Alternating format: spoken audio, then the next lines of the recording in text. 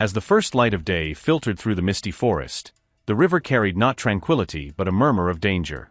The torrential rain that had fallen throughout the night had swollen the waters, transforming them into a brown torrent of fury.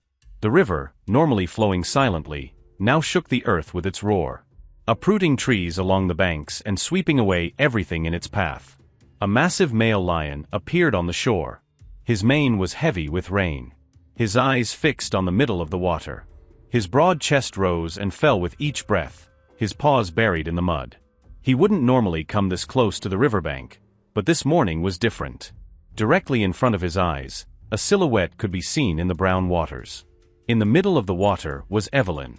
The old woman's arms were wrapped tightly around a log, but her hands were shaking. The current was strong.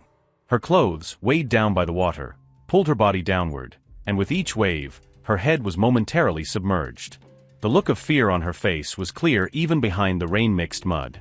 Her breathing was ragged. When she turned her eyes toward the shore, she locked eyes with the lion. The lion took a step forward, but didn't enter the water. Evelyn's arms, clinging to the log, began to slip. Normally, in such a moment, the wild instinct would take over. But this moment was not like that. Instead of aggression, there was a restless focus in its eyes. When the woman was swept away by a wave, the lion suddenly turned around. The sound of an engine rose in the distance. The sound of a vehicle approaching on the forest road. The lion stamped its paws on the muddy ground and ran quickly toward the sound. When it appeared like a silhouette in the mist, the vehicle's headlights illuminated its mane. The vehicle stopped abruptly. Michael was at the wheel. His short hair was damp from the rain, his face tired but alert. He had worked in these lands for years, but he had never encountered a lion like this before. The lion stood in the middle of the road, tilted its head slightly, and let out a deep growl. It wasn't a threat, but a strange call. Then it turned around, took a few steps, and stopped. It turned its head back and looked at Michael. It was clearly saying, "Come, the story really starts now. Don't skip the like button." Michael hesitated. His instincts were on high alert, but something was different about this scene. This animal wasn't running away from him. It was directing him somewhere. He started the engine again, dimmed his headlights, and followed the lion. As they drove along the narrow forest road, muddy after the rain, the lion frequently turned back to make sure the car was following. When they reached the riverbank, Michael's eyes widened. Evelyn was struggling to hold onto the log, her arms nearly giving way. The current was picking up speed every second, pulling her toward the center of the river. The lion paced back and forth on the bank. It didn't roar or attack, it just watched the woman. This was not a hunting scene, it was a silent but desperate cry for help. Michael reached for his radio but paused for a moment. When the woman's head went under the water once more, he knew he had to make a decision. He took a rope from the trunk, put on his life jacket. He took off his shoes and began walking toward the river, sinking into the mud. With each step into the sharp cold water following the rain, his body pushed back, but he didn't stop. When he looked back, the lion was still there, watching him without moving. An invisible, but powerful bond of trust had formed between them. When the water rose to his chest, he couldn't breathe. Evelyn was barely clinging to the log, her consciousness fading. Michael kept his eyes on her and fought against the current. The river, with its suffocating sound, seemed to want to pull him back.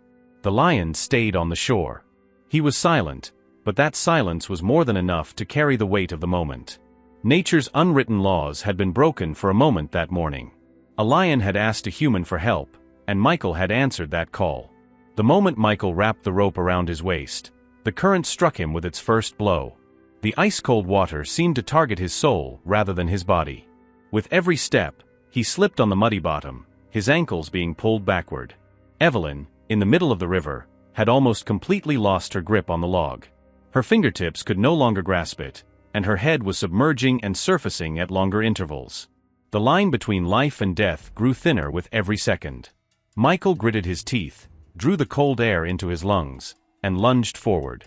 The water rising up to his chest weighed him down, cutting off his breath. But his eyes were fixed only on Evelyn. There was no luxury of delay, not even for a second. The lion on the shore watched them, motionless. Only its head was slightly bowed. Its ears were back, its muscles tense, but it did not move. In its eyes was something difficult to describe, an intensity resembling concern. The animal's presence spurred Michael on, but also strangely emboldened him. As Michael approached the middle of the river, Evelyn's arm slipped completely off the log. The woman was nearly unconscious. The current had begun to carry her body away. The water passed over her head, and for a moment she disappeared. In that instant, time slowed. Michael made his final move, throwing himself forward and diving into the water. When he reached out, he touched her wrist, but the current intervened. On his second attempt, he grabbed her. Evelyn's wrist was ice cold. She was unresponsive, but that faint contact proved she was still alive. This time, the current swept them both away. The rope tightened around his waist. The support point left behind on the shore struggled to hold them. Michael tried to steady his breathing, but the current grew stronger with every stroke. The sound of the water filled his ears, his pulse pounding in his chest. He laid the woman's head on his chest, using his body like a shield to protect her from the water. His muscles trembled, his legs taking shaky steps against the water's push. On the shore, the lion took a step forward, its claws buried in the mud, its gaze never left them. Michael, carrying the woman, looked into its eyes involuntarily. There was no savagery in that gaze. It was as if it was experiencing this moment with him. By the time they turned back, the water's power had increased. With every step, he was pulled backward, forced to bend his knees to maintain balance. Evelyn's breath was almost imperceptible. Her lips were blue, her face pale. Michael struggled with all his might to keep her head above the surface. The rope grew tauter, the connection on the shore pulling them slowly but steadily. Suddenly, his right foot came up empty. The current swept him sideways. The rope tightened, their bodies in danger of sinking. Michael bent his knees, balanced his weight, and stood up again. The woman's arm was still on his chest, but she was almost completely unconscious. As they neared the shore, he began to feel the ground beneath him more clearly. With each step he gripped the muddy bottom, but the current was still strong. Evelyn's hair was plastered to her forehead, her face pale but alive. Michael's mind was blank. All he could think about was getting her to shore. With the last few meters remaining, the strength in his knees began to fail. The cold squeezed his muscles with a sharp pain, constricting his breath.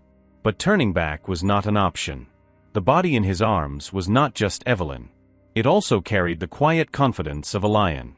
With the final step, the rope snapped and Michael fell to his knees. He pressed Evelyn tightly to his chest, covered in mud. When he reached the shore, his breath was gone, his arms numb. He carefully laid the woman on the ground. The lion took another step closer. Its massive body was buried in the mud, its gaze never leaving the woman. Michael, on his knees, checked the woman's pulse with his trembling breath. It was weak, but beating. Without taking his eyes off the lion, he supported the woman's head with his hands. In the silence that followed the rain, only the murmur of the river remained.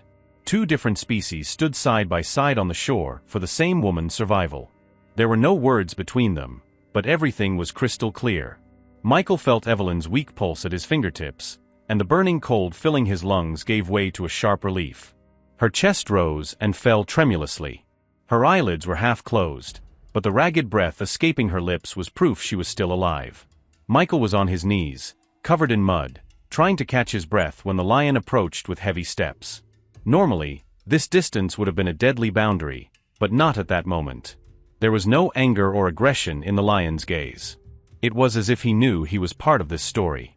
Michael instinctively straightened up and took a step back, but he didn't reach for his gun because the lion's eyes were on Evelyn. He bent down slowly, turning his head slightly to look at her. His mane soaked from the rain, flooded in the wind, his breath steaming in the cold air. It wasn't the gaze of a predator on its prey, but the silent interest one creature feels for another.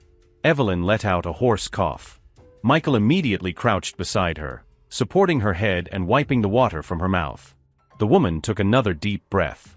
As her frail chest rose once more, the tension in the lion's eyes seemed to ease. The sound of sirens began to echo in the distance. The rescue team was approaching. As the sound of engines broke the silence of the forest, Michael raised his head and looked at the lion. The lion watched them for a while longer. Then it turned its head slightly and began to walk back, with heavy steps, into the misty depths of the forest. Each step left a silent echo on the ground, its mane blowing in the morning breeze. Just before disappearing, it turned back once more. That glance was brief, but unforgettable. Then it vanished from sight. When the team reached the shore, Michael was covered in mud. Evelyn was carefully placed on the stretcher. Her pulse was weak, but steady. The thread of life was thin, but unbroken. Michael lifted his head and looked in the direction where the mist had vanished. There was nothing there now, but that moment would never fade. This morning had begun with a wild animal asking a human for help, and a life had been saved through a silent agreement between two species. Something beyond rules, instincts, and fear had happened. Evelyn had been pulled alive from the river. Michael had witnessed something about nature he would never forget. As the river's murmur returned to normal amid the earthy scent carried by the wind, Michael looked at that empty shore one last time. That day, more than just a life had been saved. An indescribable bond of trust had been forged between humans and the wild. If this story touched you too, subscribe, like, share, and tell us in the comments how this moment made you feel. Because stories like this multiply when they are shared. And one day, perhaps another life will be saved by this very awareness.